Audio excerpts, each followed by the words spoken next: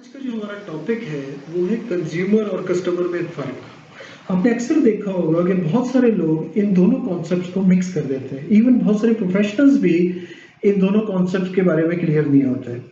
Consumer कौन है? Consumer वो है जो अल्टीमेटली आपकी प्रोडक्ट को कंज्यूम करता है या यूज़ करता है। He is the ultimate user और कंज्यूमर ऑफ योर प्रोडक्ट। अब कस्टमर कौन है? कस्टमर वो है जो आपकी प्रोडक्ट को बाय करता है टू डिस्ट्रीब्यूट इट फर्दर।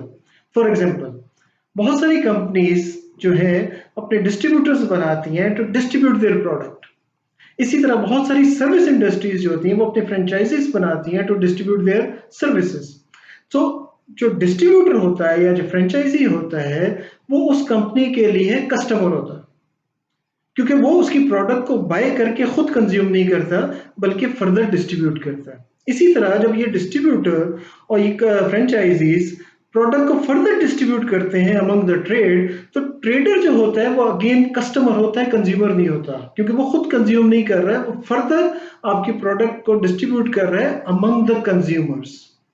सो इस कॉन्सेप्ट को क्लियर करना बहुत जरूरी था, that's why I made this video.